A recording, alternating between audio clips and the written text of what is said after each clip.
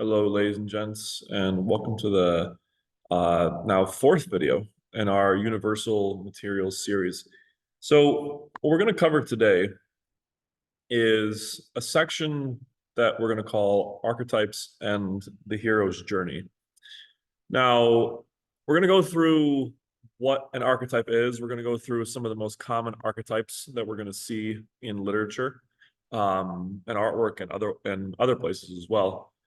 Then we're going to walk through the stages, a summarized version of the stages of the hero's journey. And then we're going to have some critical thinking and some reflection questions to answer at the end of that.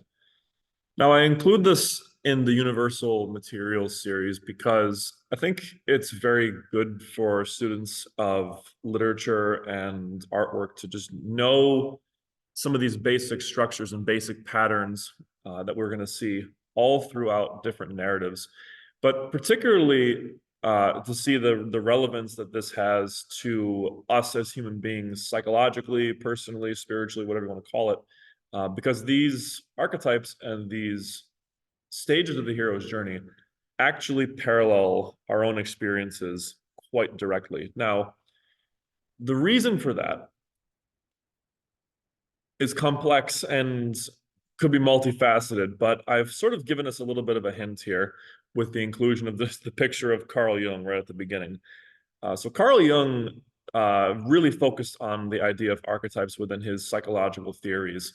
As a psychologist, he really wanted to demonstrate that we as human beings are drawing upon some very common patterns and common intuitions from our own minds, from the world around us.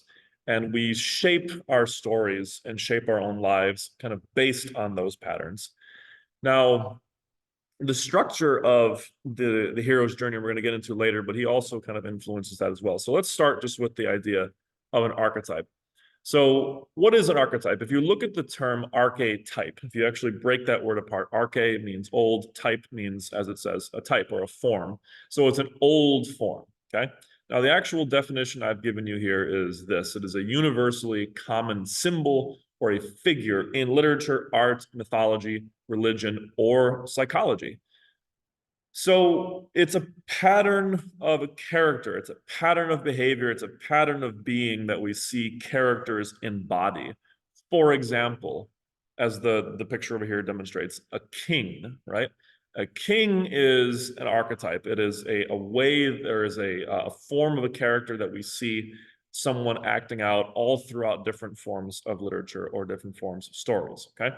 So King Arthur, for example, King Charlemagne, King Richard the Lionheart, you pick your famous king from a story, and that is an archetype. That is someone embodying a king. Now, remember or notice the term universal, okay?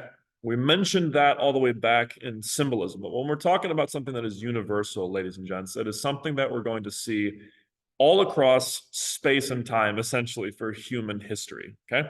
So, in other words, people thousands of years ago would have had the same sense of archetypes that we in our present day have. So we're all of us as human beings, no matter where we're coming from, no matter what time we're from, we're going to recognize these sort of figures, these sort of forms of characters, okay? Now, what those characters are, we're going to get into that in a minute. But I want to distinguish that from this other term that we're having here that you probably know or are familiar with, called a stereotype, okay?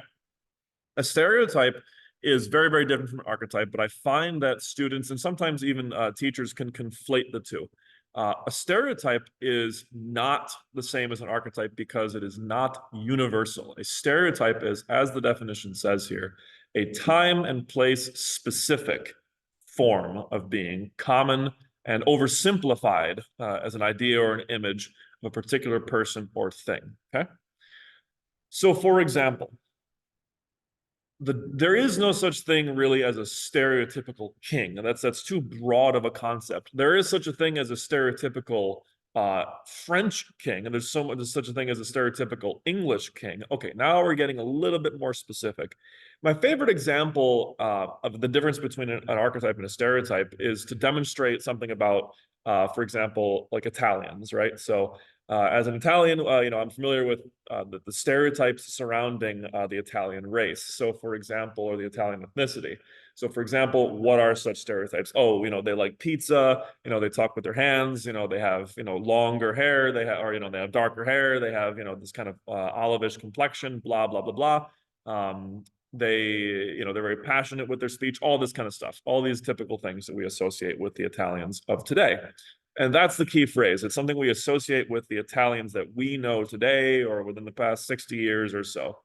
However, if you rewind the clock, 1,000 years, 2,000 years ago, you're back in Italy, you're back in ancient Rome, will those stereotypes still hold any validity? Will we recognize those stereotypes anywhere in Italy?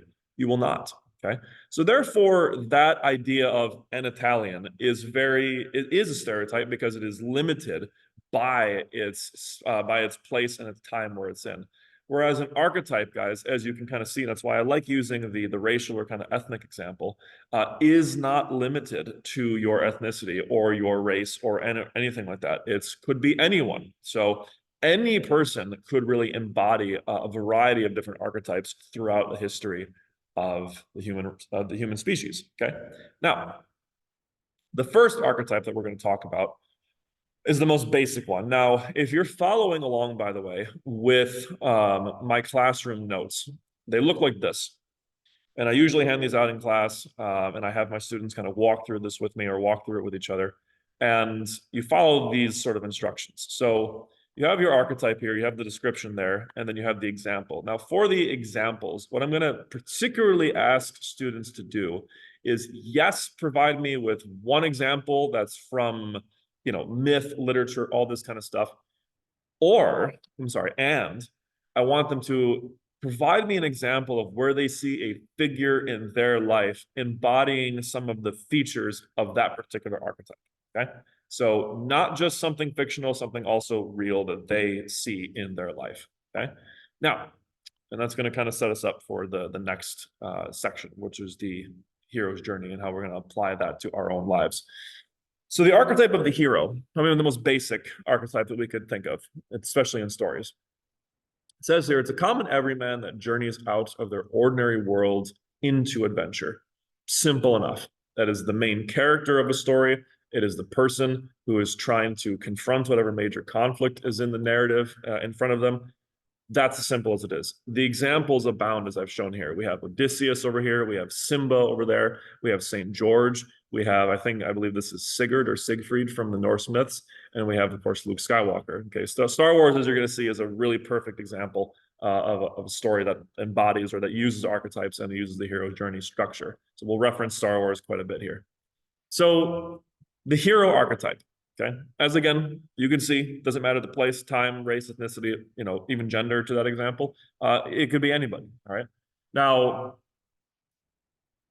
where do we see this in our particular lives? What would the hero be in our story of life? Well, this is where students get tripped up a little bit. And this is the key. This is a key point to understanding what we're doing here and how to really understand archetypes and the hero's journey. Some students will say, oh, well, the archetypal hero that I can think of in my life is Michael Jordan or is Obama or is, Steve Jobs, is these people that I idolize and I think of as heroes. No, actually, those guys are not archetypal heroes. So in your life, who are the archetypal heroes? Well, that's, of course, you. You are the archetypal hero in your life because the story that we're going to be interested in exploring is your story, is your life. So if you were going to embody an archetype in your own life, you are a hero. Now, that brings up the next level of complexity with these archetypes, which is not in the notes, but I would love for people to add them into the notes because it's just a good advanced point to understand one level deeper about what we're doing here. There are different subcategories of every archetype, and this one especially. So what kind of heroes can we have? Well, what immediately comes to mind are heroes that are successful, heroes that live up to their archetype and are just fully successful in their endeavors ultimately. So all the figures that we have here, minus Siegfried, all right, Siegfried's got a little bit of a tragic ending, and that's going to be a point in a minute.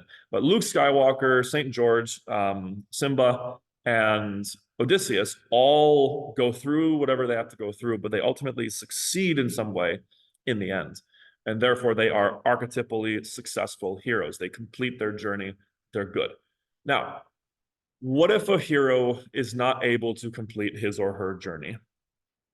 Then they are what we call a tragic hero. Okay, their story becomes a tragedy, which we're going to talk about in the next video. But just understand that a hero can fail at their challenge. So they could be a tragic figure. And that, to kind of preview what we're going to talk about in the hero's journey cycle, is what I want you to think about, how I want you to apply this to your life in a very practical and a very meaningful way. Are you living out a successful hero's journey? Are you going to succeed in whatever the journey is that you are on? Or are you setting yourself up to become a tragic hero, to live out a tragedy, right? Keep this in mind. Now, the next archetype is the father, right? Which is very, very kind of typically understood as the dominant male figure in a hero's life. Notice it didn't say that it has to be biological. It can be, of course. That's usually the easiest way to go about it. But basically, we're looking for a figure of parental, kind of patriarchal authority in the hero's life. Examples abound. We have Atticus Finch up there. We have Saint Joseph from the Bible over there. We have Darth Vader. We have Kronos from Greek mythology, and then we have let's see, what's his name? I can't remember Odysseus's father's name. Darn. Dang, I can't remember. It'll come to me. It starts with an L. But yeah, so same thing as with the heroes archetype. We have subcategories of this particular one, and the pictures kind of show you that. We could have good father archetypes. We can have these father figures who are guiding, protecting, and helping their children to grow. Okay. However, we can also have what is called a tyrannical father. The tyrannical archetypal father is a father that seeks to enslave and subjugate their children. They're kind of this dark, sort of overarching presence of a tyrannical authority in the children's lives. And that, of course, you know, the cliche example of that is Darth Vader, right? I mean, the name, right? Darth Vader, Dark Father, is what we're getting at there. He's a perfect modern archetype for that particular form. The other more kind of common ancient mythological example of that would be Kronos over here, right? The father who devours his children, the gods, right? And tries to keep them down and not allow them to grow up. That's the main kind of emotional force behind the dark father figures, is the desire to keep your children enslaved to you. The other kind of alternative example is an absent father figure. So a father figure or a father archetype that is just kind of not performing the duties that he should be. So a little bit less common, but those are the main ones that you're going to see. The next one's pretty foreseeable. Oh, and by the way, you know, who would this be in your life? Obvious example would be your father.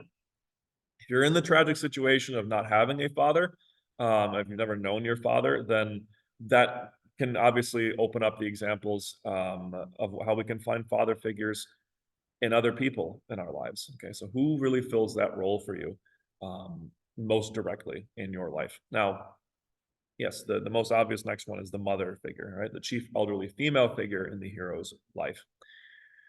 Really complex one, surprisingly complex one. We have the examples again, the Virgin Mary, probably one of the most famous examples of an archetypal mother. We have Gaia, Mother Earth, down below there. We have Thetis, or Thetis, how you're going to pronounce her name, from the Iliad, depicted down there, over here. And then we have Maleficent, a character from Disney, who also is, in some sense, a mother archetype figure. So notice again, the complexity here. We can have a mother who is archetypally nurturing, who is helping provide that kind of unconditional love and grace and support to their children, and helping their children go out and become who they're supposed to be in the world, right? They help the hero, be protected at home for a time, and then always give that person love and, unconditional support, or unconditional love, I should say, and then support. And then they send them out and help them grow. Okay, they want them to go.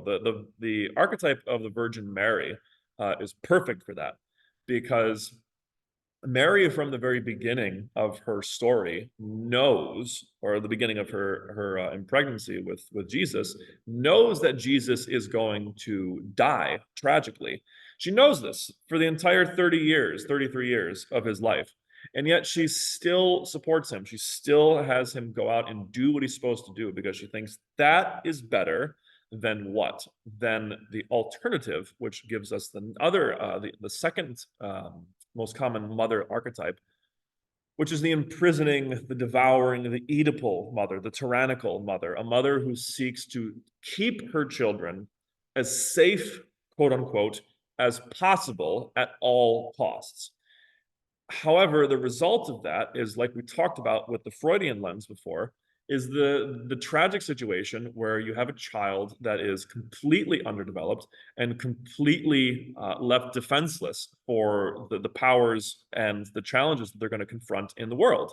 So ironically, in that mother archetype's desire to keep her children safe, she's actually dooming them to their ultimate fate. And of course, we see that archetype play out in very ancient stories, fairy tales, myths, because our ancestors and our imagination saw the danger of that. They saw that, yes, we want mothers to be nurturing and good, but there's a danger in that. There is a danger of being too compassionate, of being too nurturing, of being too sheltering, when you're going to basically cripple your children and cripple people for life.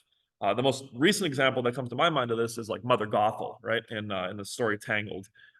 Totally 100% a complete embodiment of that archetype of the mother who is trying to essentially feed off of her relationship with her children and not want to let them go out and become their own people. That is what we see, or that is how we see this archetype presenting itself. And of course, yes, we can have absentee mothers as well, but again, like the father, that is less common. So who is this in your life? Well, of course, it's most likely your mother. Again, unless you are in the tragic situation of never knowing your mother, that's usually who it's going to be. Now, the next example is a very complex but a very, very common archetype, which is the archetype of the mentor. Okay.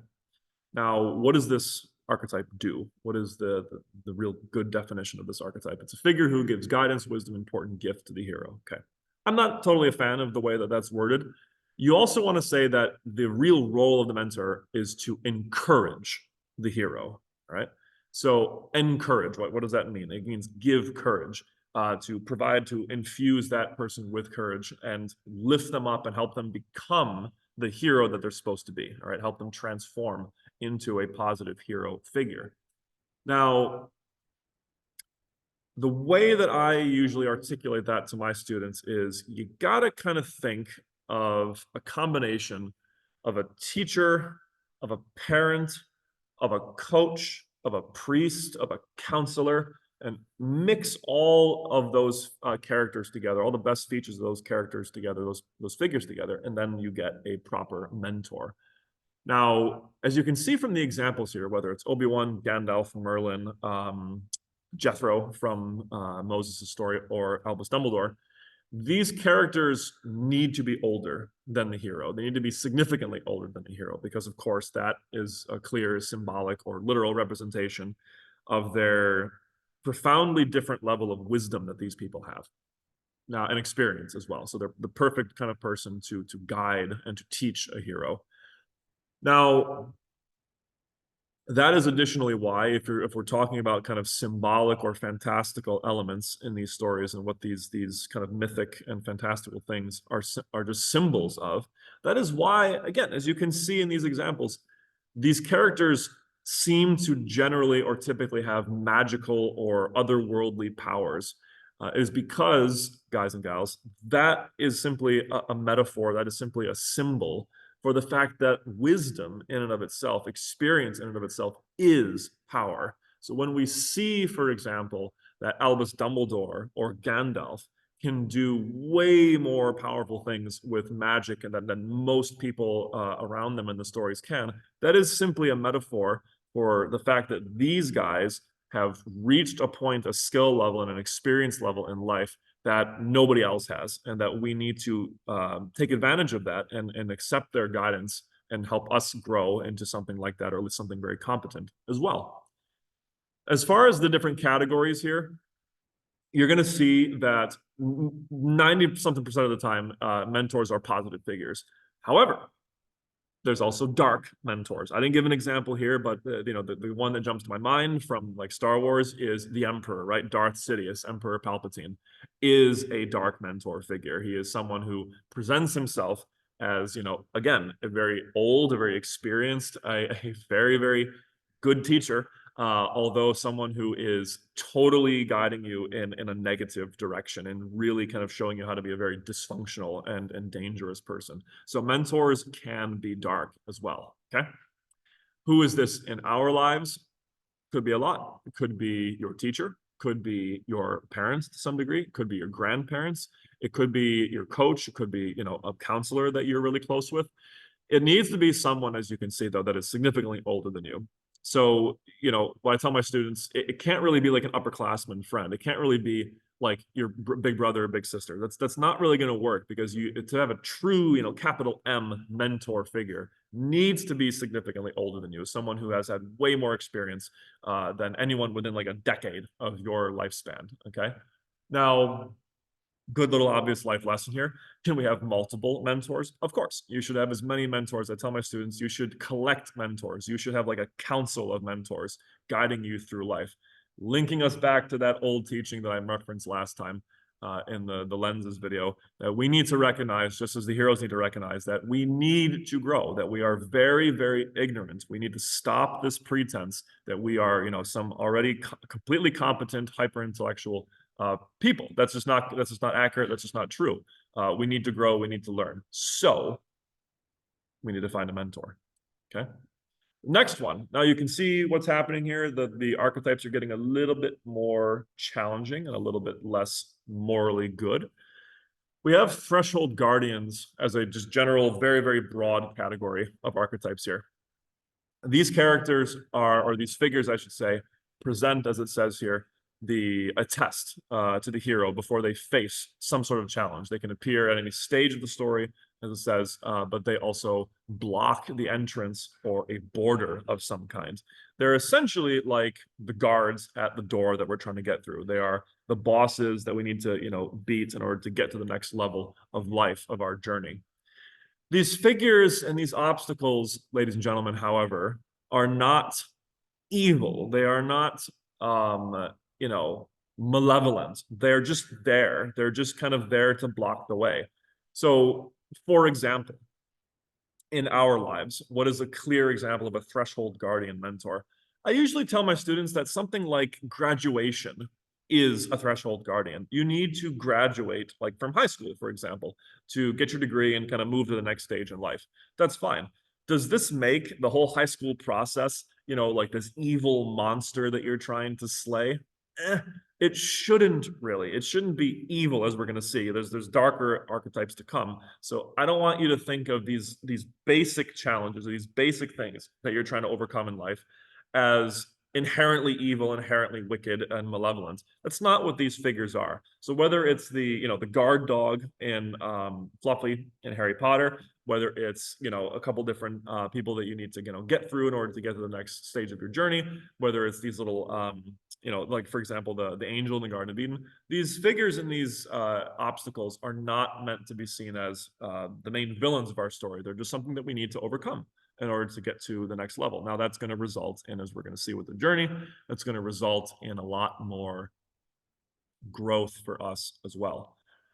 However, the next archetype, a little bit more positive, is a herald.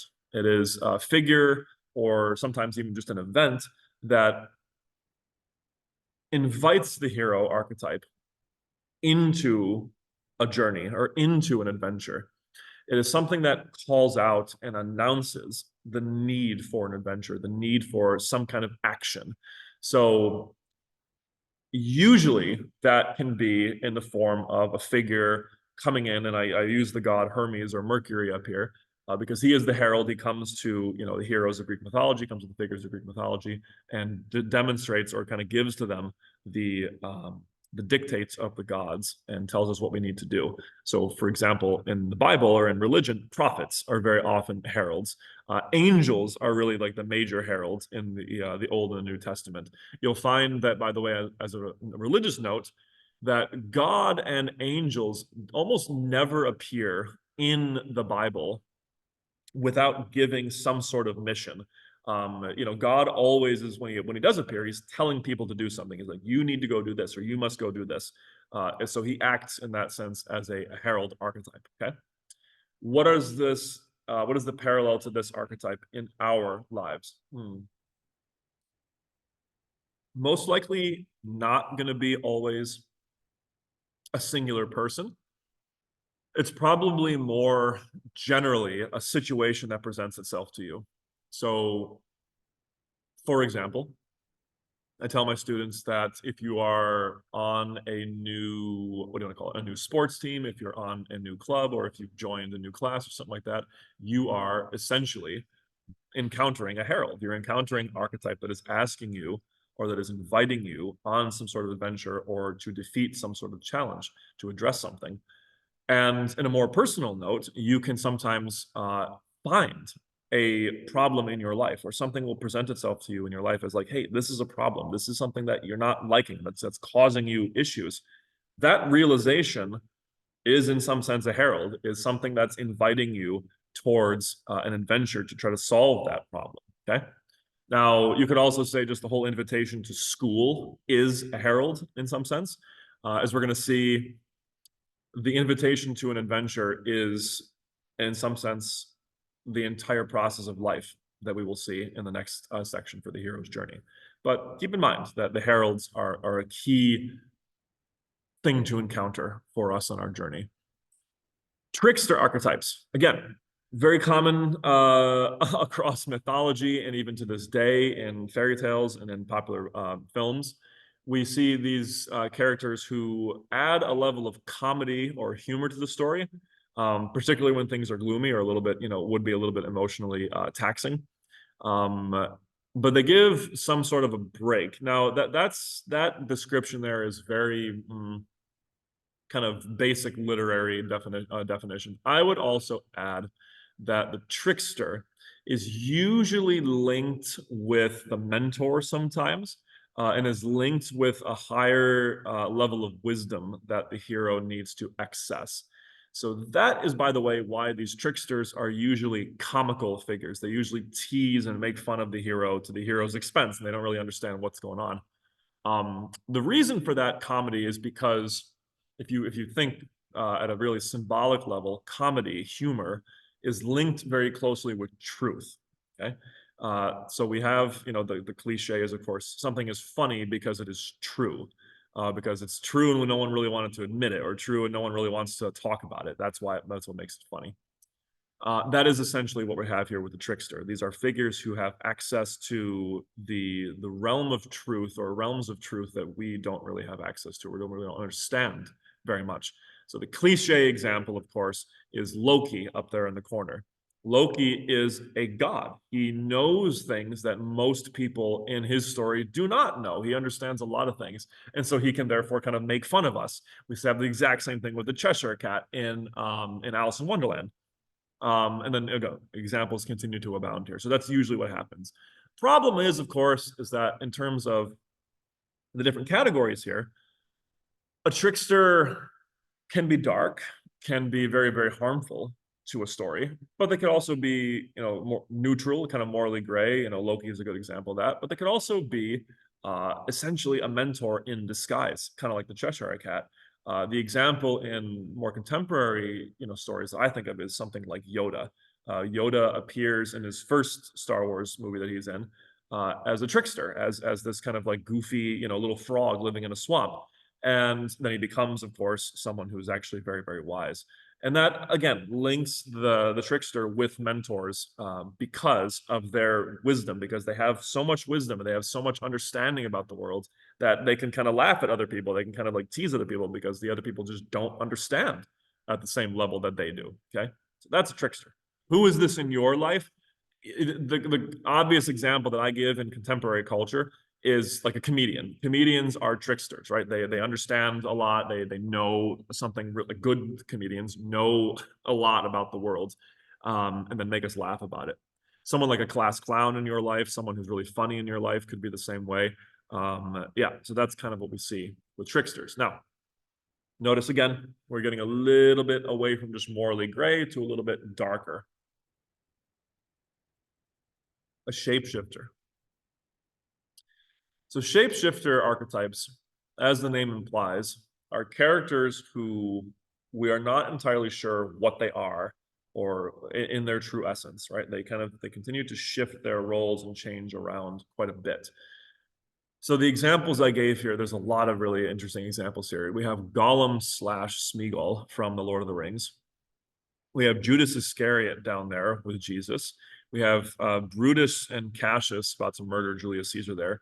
We have, and I think that's the story of Sir Percival. We have the devil, or Satan, disguised as a maiden over there.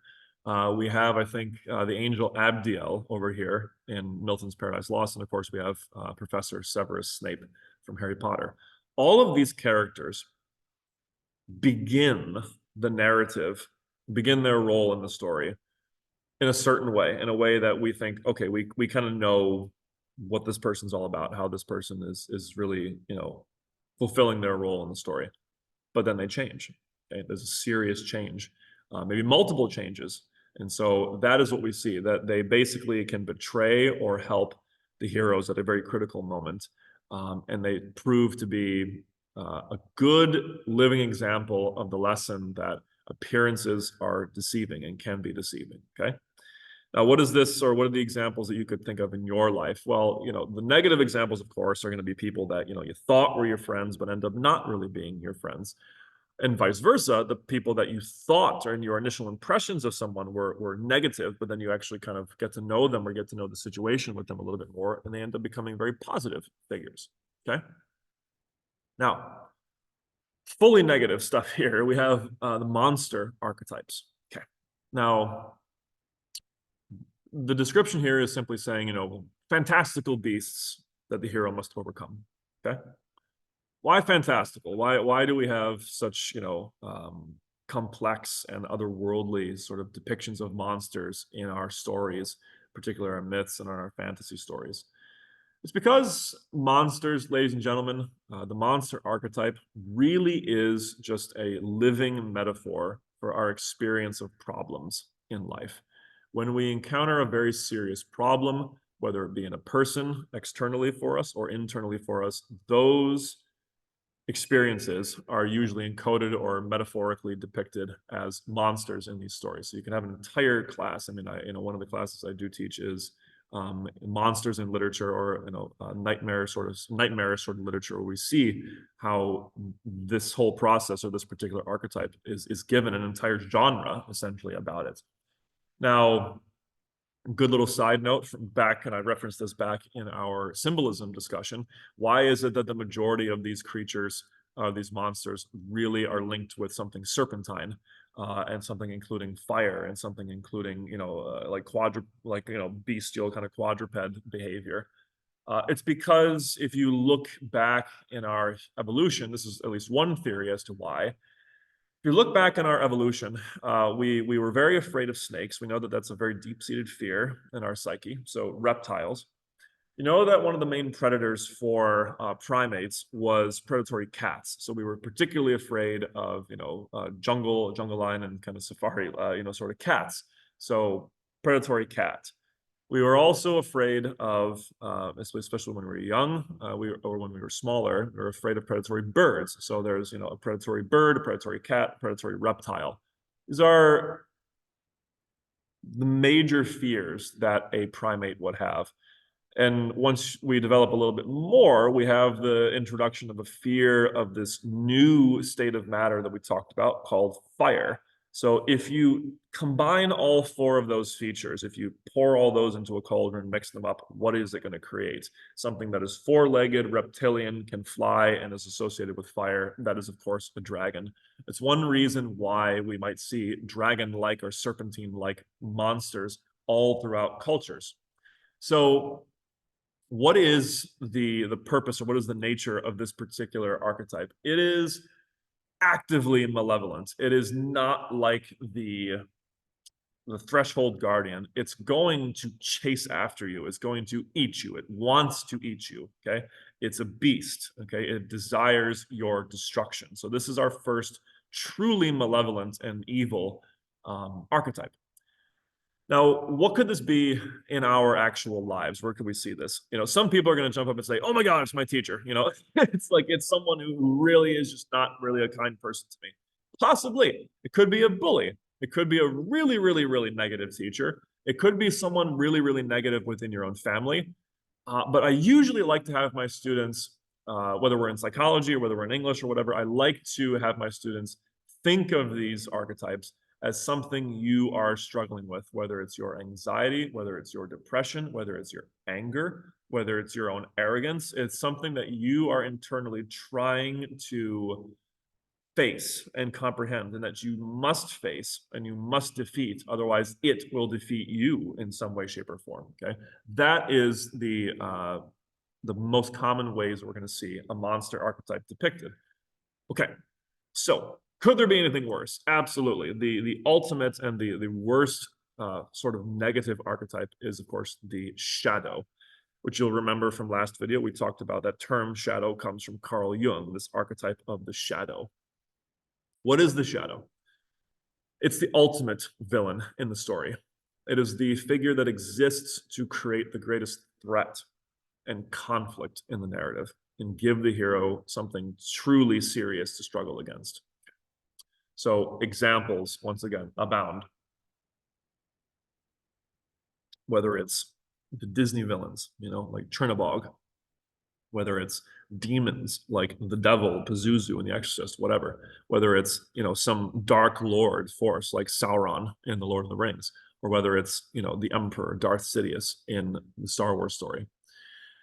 These are the figures that are purely evil, are purely malevolent, might have been good at one point, whatever, but are now just entirely like a force for negativity. The difference between this archetype and the archetype of the monster is that these guys not only want everything that the monster wants, they want to chase after, they want to devour you, but they are conscious of it. They are aware, there's personality behind them, and they will enjoy the destruction that they're going to inflict on you.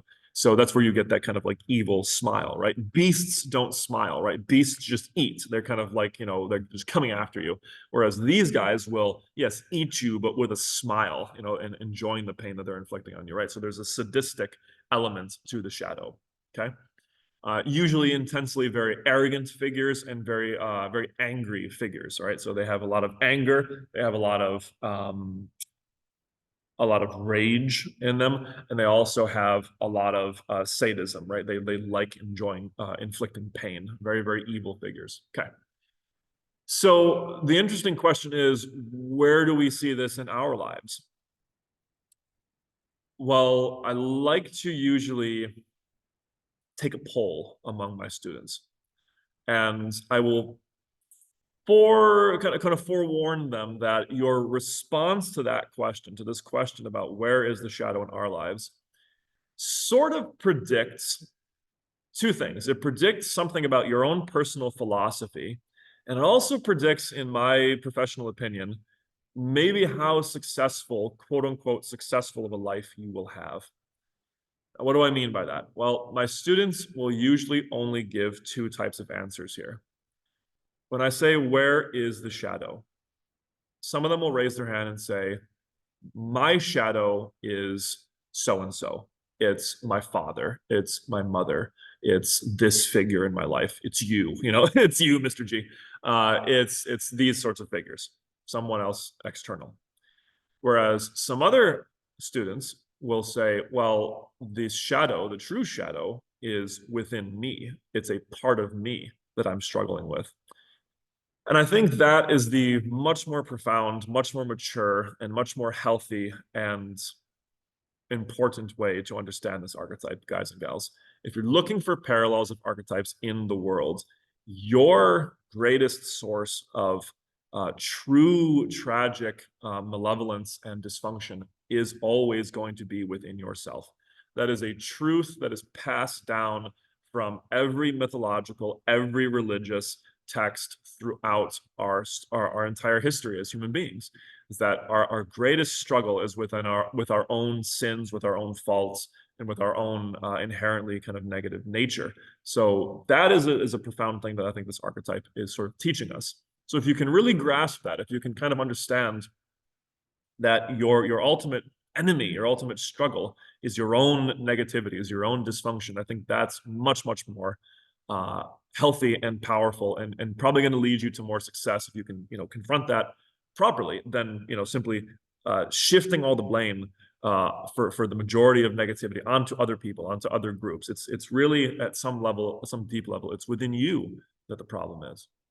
Okay, so that's the shadow. Now, those are the archetypes. Are there more? Oh my gosh, yes, there's tons more, but those are the most basic, kind of the most common ones we will see. Now, we have the characters of our story. But what are the stages of the story? What does the story of the hero's journey look like? Okay, I've given 4 figures here, technically 5. The point I want to start with is this fellow called Joseph Campbell down here.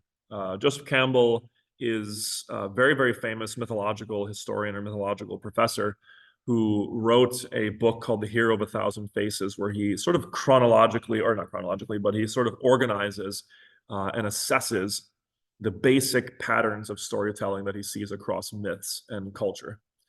Now, the stages that I'm giving you are not all of Joseph Campbell's stages. They're, again, kind of an abbreviated version of them. But what we're going to see here is the same thing that Joseph Campbell saw, is that myths and the stories of heroes really sort of follow the same sort of pattern, the same sort of beats. So whether it's this guy over here, Homer, telling us the story of the Odyssey and other Greek myths, it follows that same structure. Whether it's J.R.R. Tolkien, writing the greatest book of the 20th century, The Lord of the Rings, it's following the same structure as Joseph Campbell's sequence. And whether it's George Lucas or Steven Spielberg, 2 of the greatest filmmakers of their time, creating these great narratives, they also follow that same pattern. Okay. Now, what I really want you to understand, and again, if we're looking, or if we're kind of following along with the notes over here, once you get down to the hero's journey, I am looking for an example, as it says here, not just from something that we may have read in class, something you're familiar with, but something that is a parallel to our own lives. Where do we see ourselves encountering these stages in our own lives? Okay. I really want to focus on that, because that, again, I think provides a whole richer level of meaning to this sort of lesson. Okay. So the first stage is home and the ordinary world. Our hero begins in a very confined, kind of safe, familiar place, the safe space for the hero. That's usually home, it's the Shire, it's your kingdom, it's the farm that you live on, it's this sort of thing, okay? That's where they live, it's where they begin, simple enough, all right? Where do we see this in our lives? Well, I tell students it's basically your most simple place of comfort, okay? It's the safest place of comfort for you. So that could be your bedroom, that could be your home, that could be maybe, your entire life at school, something like that. I personally, as we're going to see, I don't actually think school is the best example for that, but usually home, the bedroom, all this kind of stuff, okay? The call to adventure. Something happens in the hero's life.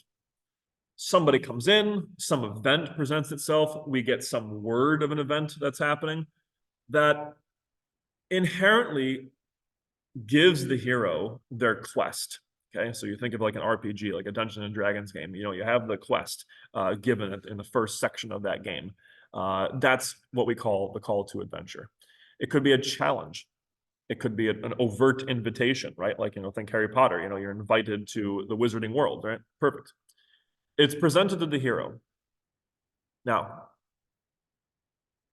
the hero can perceive this and have basically 2 reactions. which we'll talk about in a minute. However, where do we see this in our lives? Like I said earlier with the herald, ladies and gents, you could sort of interpret this as every moment of life. Life itself is a call to adventure. You are being called from the very beginning of your life into this great adventure that we call life.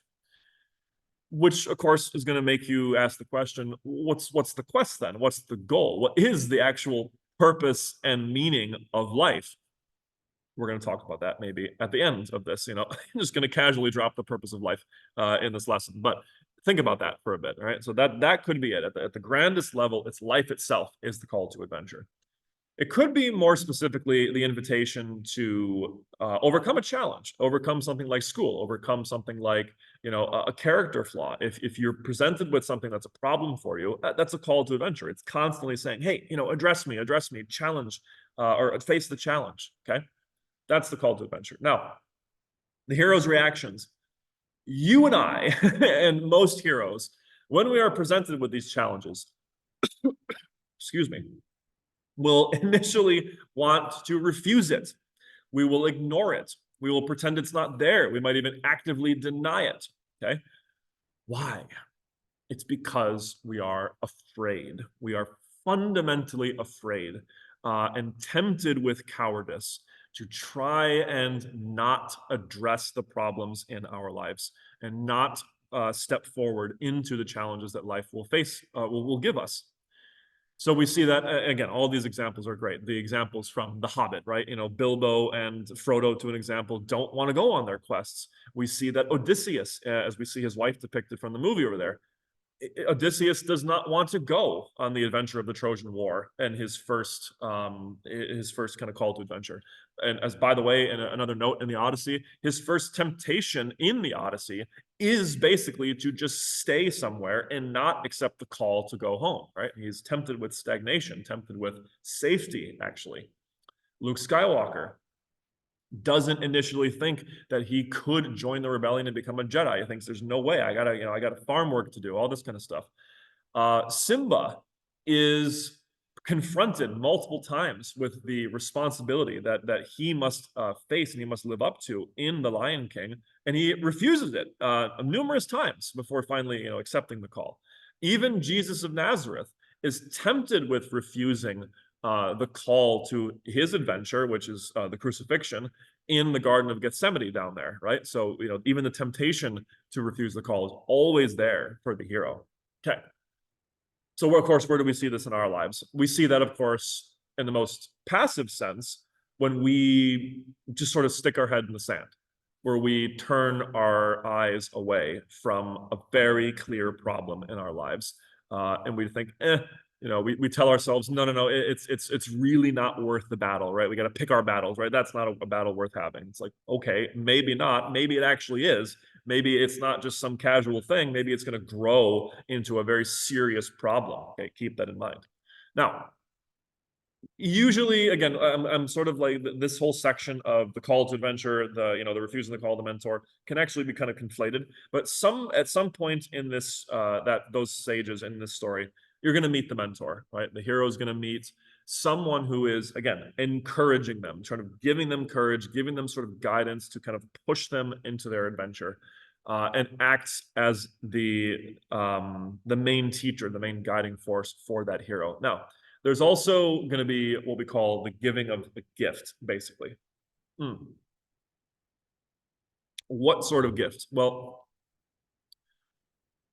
the archetypal mythological example of that is like a weapon, right? So whether it's a sword, whether it's a wand, whether it's, like an artifact or something like that, something that is, going to help the hero on their journey. That is something that the hero or that the mentor usually does. However, more often than not, what the true weapon is, what the true tool that the mentor gives is wisdom. It is guidance. It's the actual virtuous advice that is passed down to the hero. That's really the gift that they give. Okay, so we meet the mentor, and then we cross into what's called the threshold into the unknown, right? Threshold is like a doorway into the unknown. We're going to talk about that in a minute. We leave that ordinary world, that place of comfort, that place of safety, into the unknown. Now, think back to our lessons on symbolism. What is usually symbolized as something that is unknown? Well, it's darkness, it's wilderness, it's the water, it's all that kind of stuff. So it's not this sort of like clean slate, flat land. It's something much more, fluid, much more difficult to navigate. It's chaotic, right? It's frightening, therefore. And usually there's a point in the story where, the heroes will realize, oh my gosh, like we are in a place that is much, much more dangerous than we were before. Whether that, like in Star Wars, whether that's the cantina, right? When Luke goes into this, very, very sketchy, very dangerous bar, whether that's, a hero in the Bible kind of literally going into the wilderness, going into the unknown, whether it's Lucy crossing the threshold into Narnia, whether it's Odysseus, kind of encountering all the different dangers that he does in the Odyssey, or leaving the Shire, okay? But you'll notice, by the way, if you want to take one other sort of deeper sort of note here, the symbols of, or the ideas of order and chaos, of safety and discomfort, are really, really central in this sort of story. So you want to think of the hero initially kind of starts in a place of order, in a place of safety. But he or she will be invited into a place of the unknown, into the unfamiliar places in life, unfamiliar situations in life. And that is where most of the fear comes from, or a lot of where the fear comes from, because we inherently are afraid of those things. And so what we end up seeing is that the heroes generally, like with our own psychology, like with any other endeavor in life, are really going to experience the most growth when they're kind of in that middle point where order and chaos sort of overlap, right? They create that kind of Venn diagram where we're not all the way in safety, but we're not all the way, totally in chaos. We're kind of like right on that border, so we can experience enough of it to kind of grow and increase our own skills and transformation as a person. That's what happens here. Now, I cheated entirely with this stage. I said tests and challenges. Basically, this is where the majority of the story ends up taking place, where the hero and heroes go through multiple obstacles, whether it's threshold guardians, whether it's shapeshifters, whether it's monsters. They are presented with challenges that they must overcome, and that basically help them do what? Help them increase their skill, help them increase their maturity, help them increase their competence, help prepare them for what is to come down the road, okay? So great examples in literature, of course, we have Jesus and his temptation with the devil. We have Hercules and his 12 labors. We have St. George slaying the dragon. We have all the different fights in Star Wars with the Empire. We have Odysseus with all the different challenges he goes through on his journey. And we, of course, have all the different monsters and things that the Fellowship fight in Lord of the Rings. Where is this in our lives? Well, the cheesy answer is, where isn't it in our lives, right? This is all over the place. We are constantly being confronted with potential challenges and tests in our lives. The degrees of those and the degree of difficulty can vary dramatically, but this is something that we all go through, right? Whether it's a monster that we are facing, whether it's something like a mental issue we are facing, something emotional that we are facing, something that's literally kind of a source of anxiety to us. These are tests and challenges that we are presented with and we are supposed to overcome. We are meant to overcome in some way, shape, or form, okay? Now, at some point in the story, through a variety of different means, we have what's called the journey into the belly of the beast, or the descent into the cave, whatever you want to call it. In mythic stories and fantastical stories, that's usually literally demonstrated. There's literally a point where we descend into the earth, we descend into the underworld, or we are swallowed by the enemy in some way, shape, or form. So you think, of course, of the Lord of the Rings, or of the Hobbit, more specifically. Bilbo goes into the caverns beneath the Misty Mountains and confronts Gollum. We think, of course, of the biblical example of this is Jonah being swallowed by the whale, by the fish. We think of Star Wars, where Luke literally goes down into a cave, or the first Star Wars, where they literally descend into the Death Star. We have multiple figures in Greek mythology who descend into the underworld, whether it's what's his name? Oedipus, not Oedipus, Odysseus, Orpheus, and Hercules. We have, of course, the descent into the Inferno and Dante's Inferno. So we have this pattern of a descent, of going deep down somewhere. What is this symbolic of? Well, some people interpret it as you hitting your lowest point, right? The hero fails in some way, shape, or form, and they descend into this kind of emotional, metaphorical cave. That's possible. That's one way to look at it. It's also possible that it is a metaphor, a symbol for the characters or the heroes descending into themselves at some point, or descending into a place mentally where they need to understand, or they need to dig up or retrieve something that they needed beforehand. And that's the other thing I would have you really note aside with this particular stage. Whenever this descent happens, the hero gets something or must achieve something or must understand something that they did not know before and that they need to get in order to fulfill their quest. So whether it's Pinocchio, diving into the belly of Monstro and retrieving his father, whether it's Odysseus diving into the underworld and retrieving the prophecy from Tiresias that will help him get home, whether it is, Bilbo going into the depths of, or Frodo going into the depths of a cave or Mount Doom and destroying or finding the ring, we see that this pattern continues again and again. Where is this in our lives? Where do we see ourselves going deep into our own mind, our own subconscious, our own unknown chaos, and having to retrieve something that we did not have before? This could be you hitting rock bottom. This could be you diving into a state of intense depression and anxiety and needing to learn something from that and kind of helping getting lifted back out of it. Sometimes my students will say, well, isn't this just therapy, essentially? Doesn't therapy essentially just guide you into your own mind and help you learn things that you can then take back with you into the world and into your journey? Yeah, I think that works perfectly fine.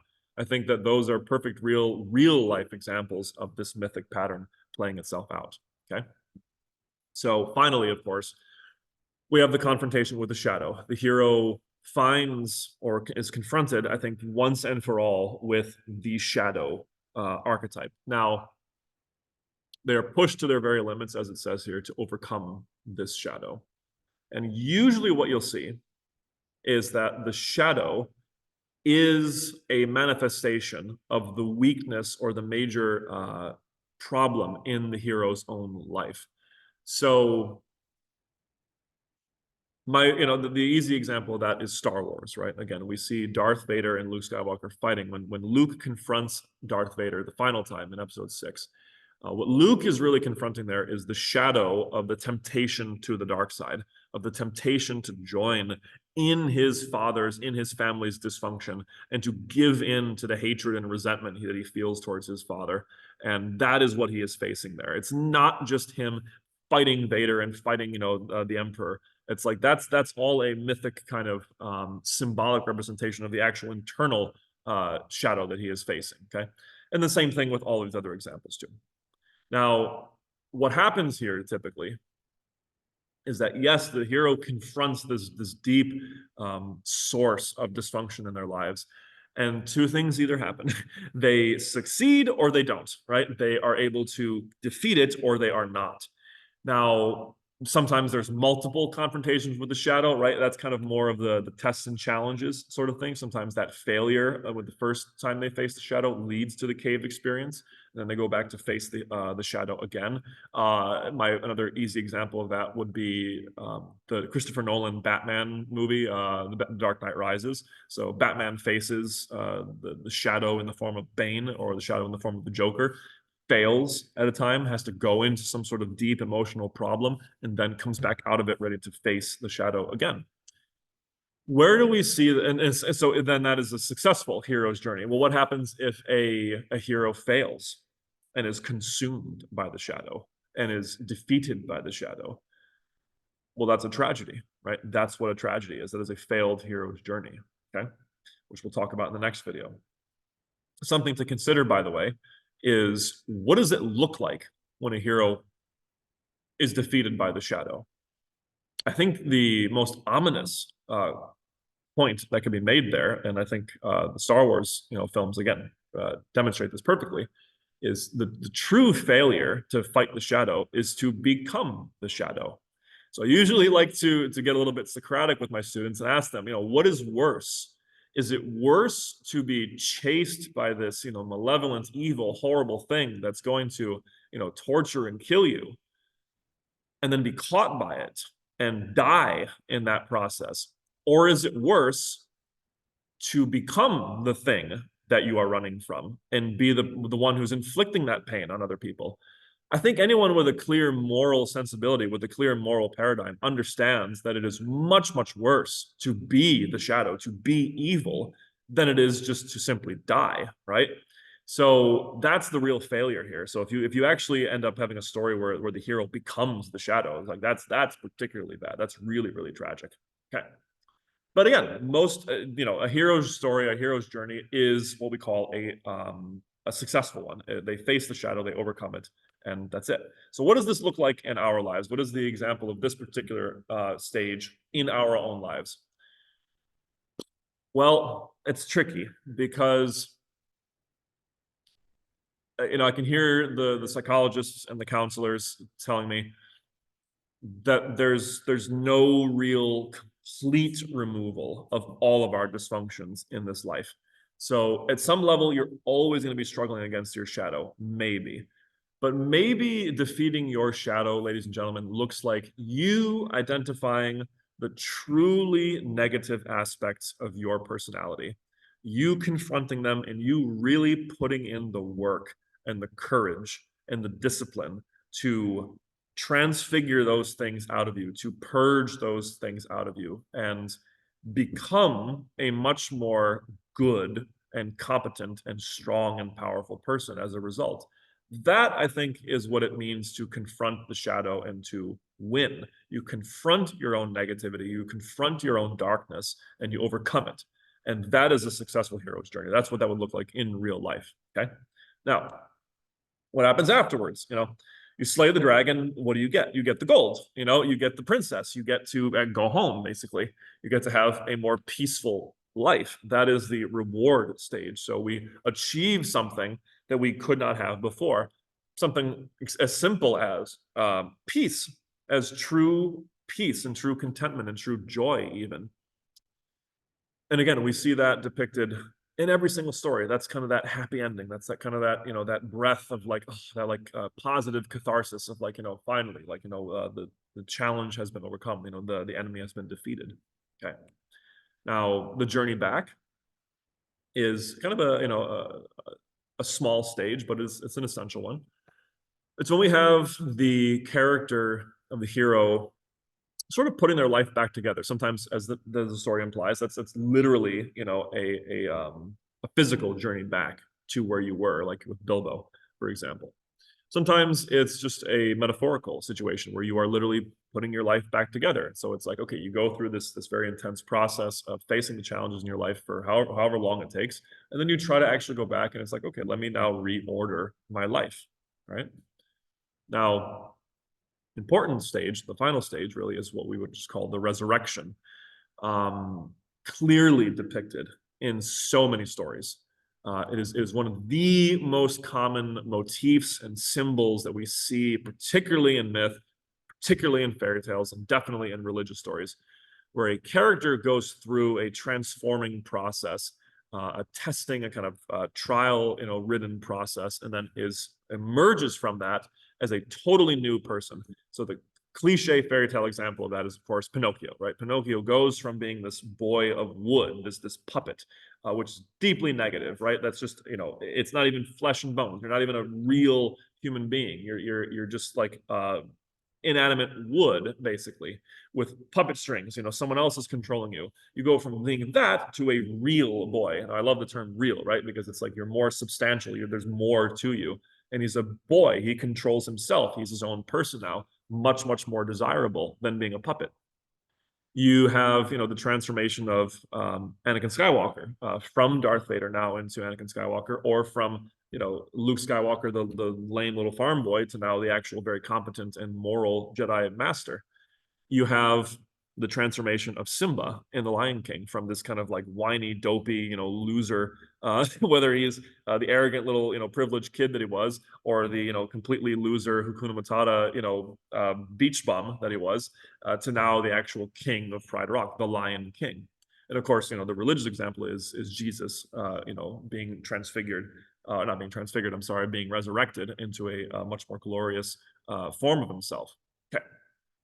Where do we see this in our lives? Well, we see this in a sense every single time that we overcome a challenge, every single time that we confront a major aspect of the shadow in our lives. And this, ladies and gents, I think is one of the main purposes of the hero's journey. It is to change the character. It is to transfigure the character. I think one of the main purposes of life, therefore, is for us to transform, is for us to change. We are constantly changing. We're constantly evolving, or we are constantly devolving. There's always change. There's very little true stagnation in life, I think, as these stories are teaching us. We don't just stay somewhere. We can stay, but that is by its own nature devolving, right? We are diminishing ourselves if we just stay stagnant. Whereas these stories, from the beginning of our, the practice of storytelling as human beings, have been encouraging us and telling us, no, you need to confront life this way. You need to grow. You need to transform. And so I think that is the key example in our own lives of where we see this stage happening. It's when we have become a much, much greater version of ourselves, a much better and a much more good version of ourselves. Okay, so that's a quick overview of the stages of the hero's journey. What, therefore, are some alternative examples? I give in my notes, like I asked my students for like 3 examples from elsewhere in literature. What's the story? What sort of archetypes do we see? You can do that on your own. I gave you some obvious little cute examples here, but I would like to skip now to the critical thinking questions. So 5 questions for us to consider. And I'll go through and kind of reflect on them and answer them with you right now. Number 1, why do you think it is worth going on a hero's journey in life? Consider what we know about why heroes choose the journey, and what the rewards might be. Why do we choose this? Why is it worth it? Well, let me fix my spelling error first of all. I think a really good way to think about this is by simply asking the question, what else are you going to do? What else is there to do in life? It's worth it because it is a lot of fun. It's a lot of fun to actually go on a journey. It's a lot of fun to face a test and a challenge and overcome it. Especially if you kind of hit that sweet spot where you are just challenged enough, but you're not, being pushed to your limits. I mean, that's basically what we're doing with training kids with athletics or training people in the gym, right? You find just the right amount of weight, just the right amount of pressure and skill to make sure that you really have to push yourself to really succeed, but you're not completely crushed by it. If you can find that sweet spot in your own life, if you can challenge yourself just enough, it's a lot of fun. It's a lot of reward, therefore. The other aspect of this that's pretty obvious, as the picture implies, is there is a reward, that your life will be better if you have succeeded in some sort of hero's journey. It will, by its nature, improve. So if you want to improve your life, that is essentially, the main motivation. I want to, if you're not happy with how your life is at this particular time, you identify some problems that need to be addressed and that need to be faced. You go through the process of, seeking out a mentor, seeking out a way to test yourself and push past it. You confront some form of shadow or monster, and then you conquer it. You will have a better life. Therefore, you will enjoy the riches and the peace that come with that. Okay. That's, I think, why it might be worth it. What are the rewards?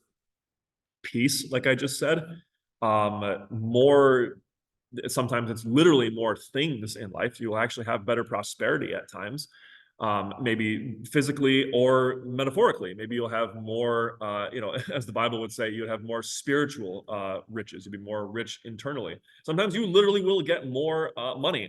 Sometimes you literally will have a better, more prosperous life. Sometimes you will have a significant other, more friends, a better relationship with your family. All of these things make it worth confronting the challenges of the hero's journey and going on what is an uncomfortable adventure, but what is worth it. For number two, why might some people choose not to embark on the hero's journey? Consider what this story does not deny that we will encounter in the world. Well, I think very simply, guys, we as human beings will reject the hero's journey, the call to adventure, because number one, we are very, very comfortable being in safety, right? We like to be in a familiar, safe environment. That in and of itself puts us at a disadvantage for this story. We want to stay in that ordinary world. When we are confronted with the possibility of maybe leaving it, that looks very, very inherently unappealing. That looks very frightening. We have to leave our comfort zone. We have to go into somewhere that is not as safe, that is going to be much more anxiety provoking. This is not fun. This is not enjoyable, right? This is not inherently pleasing to our emotions. Okay. However, what does this story not deny that we will face? Well, simply put, ladies and gents, it does not deny that we will face challenges and we will face suffering, right? It's going to happen one way or the other.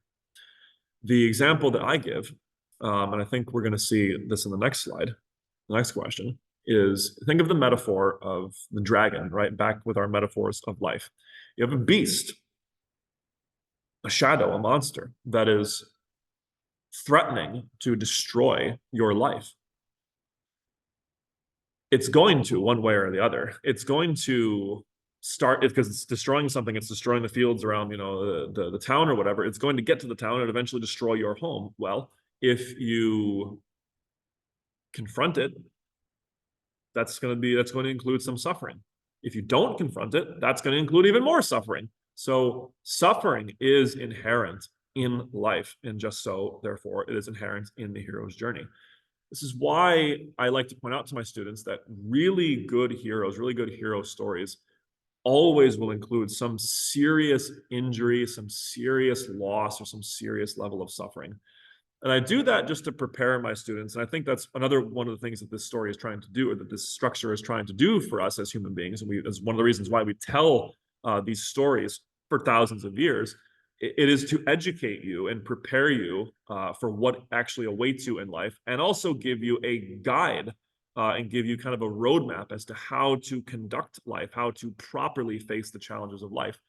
So thinking of this structure that way, one of the things it's clearly telling us as human beings is that, hey guys, you're going to suffer. There's going to be pain and suffering and loss, and that's just the way that it is. So get used to that now, so that there's not going to be an abundance of it in the future. Now, that of course leads into number three. What do you think will happen to the hero, their loved ones, and their whole world if they choose to refuse the call? Okay, so we talked about why we might refuse the call, but what actually is the consequence of refusing the call? Okay, and of course, remember what the monsters and the shadows represent in our lives. So if we actively ignore the problems in our lives, what will they do? They will grow, and they will continue, maybe slowly, maybe dramatically, to eat away, to erode our lives, to erode the comfort and the happiness of our lives until we are, awakened one day, whether it's, over several decades or it's a couple days, and find out that, oh my gosh, the dragon has burned down my entire house, my entire life. And then a huge level of suffering will set in. Far more suffering than if we had just confronted our problems when they arose in the first place. That is, I think, something that these stories are very clearly trying to help humans understand. So humans have the inherent sort of weakness and laziness and fear of not wanting to confront their problems, of not wanting to face whatever they need to face. We do this all the time. And these stories from time immemorial have been telling us you need to do it. You must do it. Otherwise, number one, the world as a overall place will be less beautiful and less good if you don't do this. If you allow the dysfunction of the world or of your life to continuously keep eroding itself, it will not be as pleasant or good of a place as it could be. As a result, not only will you suffer, but all the people around you will suffer as well. That's something that these stories are pretty harsh about, is that, you know, the consequences of you not accepting your responsibility, right? Like Simba over here, are dramatic. It's not just, you know, you who's not going to do well. It's going to be everyone around you who's going to suffer as well. Okay. Now for number 4, it's asking, how does what we know about the hero's journey relate back to the questions such as, what is the purpose of mythic stories? And are fantastical and mythic stories realistic? Consider the famous saying, myths are a metaphor for the experience of life. Okay. So that phrase, myths are a metaphor for the experience of life, that is a quote from Joseph Campbell. What that is essentially saying, guys, is that these stories are metaphorical, fantastical, symbolic representations of everything that we will go through and experience in life. It's not literally saying that there's going to be a giant fire-breathing lizard in our life. It's not really what it's saying. It's saying that there is an equally dangerous and equally frightening problem in our life. But what is that teaching us, therefore? It is teaching us that we have the ability to confront it, that we have the possibility of building up enough courage and encouragement and wisdom to face our problems, and to, with competence and with courage and with skill, and maybe with a little bit of luck, really seriously overcome them quite successfully. Okay. That is what we love to see depicted in these stories. That is one of the reasons I believe why these particular stories are the most popular throughout human history, is because they are teaching us that, they are guiding us through that particular mode of being. So what is the purpose of these stories? Deep question that we're going to kind of come back to again and again, especially in the humanities class. But number 1, it is to educate us. It is to help us understand how to navigate through life properly. You know, what is the true way that we should navigate through life? Should we navigate through life by putting our head in the sand and ignoring our dragons and our problems? No, that is not going to be good. Should we navigate through life ignoring our own deep shadow, our own deep dysfunctions and problems? No, that will not be good. That will lead to tragedy.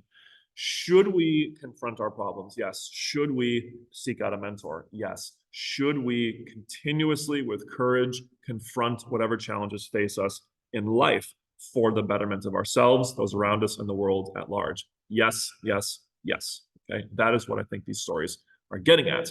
Now, as a final note before I leave you today, I ask my students always consider, where do you think you are in the hero's journey right now? Consider that we can be in very small scale journeys, while the whole life that we are experiencing in and of itself is a large scale journey. So yes, our life is one big hero's journey that we are constantly kind of engaged in. But we have these little pockets of stories, right? That is, you know, what we see in movies and in stories all the time. It's that, you know, Iron Man goes through a little hero's journey here, a little hero's journey there. Meanwhile, his whole life is a huge one. So where are you in this particular time and place? Are you still in your ordinary world? Are you facing tests and challenges? Are you in that kind of threshold into the unknown? I usually will tell my students, you know, if you're like 14, 18 years old, you're probably still kind of in that threshold into the unknown moment. You're kind of still, you know, getting into the world, getting kind of a little bit more acquainted with your problems. Depending on how mature you are, how much experience and development you've gone through, you might be in the tests and challenges aspect of life. Some students who have a very kind of serious, events kind of happening in their lives, or who really go deep into their own development at a very young age are already kind of acquainted with their shadow or becoming acquainted with the shadow of life. So you tell me, where are you in the hero's journey right now? Okay. So that is video number 4. We will see you next time for our discussion about the structure of tragedy and the tragic hero. Thanks.